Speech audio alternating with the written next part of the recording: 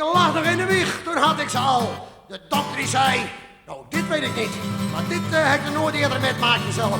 Want er lijkt wat in de wieg, dat liet sprekend op een rode kool. Maar ja, het ergste is, hij stinkt ook nog als een kring. Hij zei, ja sorry, maar ik kan hier maar één ding aan doen. En misschien denk je dat ik het lieg. Ik kreeg een aanzuigkap boven mijn wieg, want ik heb zwitzakken, zwitzakken. Al die meer die zwitzakken, zwitzakken, zwitzakken. Oh, had ik mijn water pakken. Ik moest voor de keuring bij de landmacht. De generaal die glunderde, hij zei, dit is een pracht. Want ja, zandhazen binnen tegenwoordig ook niet meer. Hij zei, we hebben maar een echte zandhazen. En die durven niet eerst naar de grens toe. Nou, hij zei, door die jongen, dan leggen we daar midden op de Veluwe neer. En dan alle vijanden rondom. Nou, die weten maar zeker, die zal in Nederland nooit hier binnenvallen. En hij zei, jongen, straks kan Nederland rustig slapen. Want laat die tanks maar tussen blijven. Wij hebben een ander geheim wapen. Dat ben mijn zwitzakken, zwitzakken. Al die meer die zwitzakken, zwitzakken, zwitzakken. Oh, had ik mijn water pakken. Ik trof een meid, een spetter van een ding. Ik dacht dit het verhaal wat een zwoele happening. Maar ja, ik trof er ergens.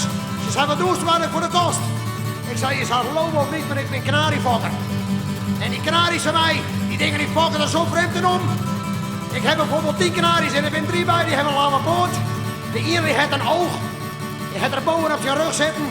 En er is ook er hierbij, die heeft geslachtsdelen. En die staan boven op zijn hasses.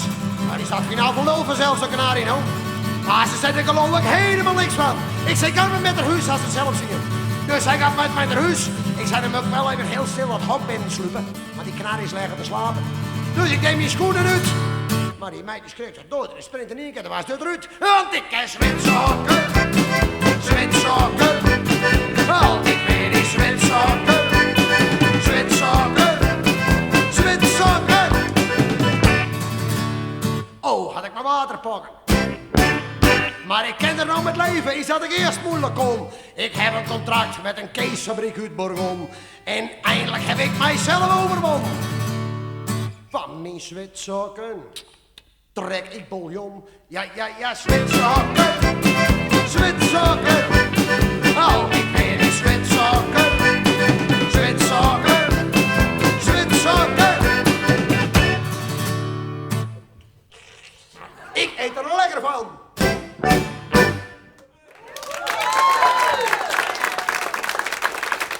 Dank je wel.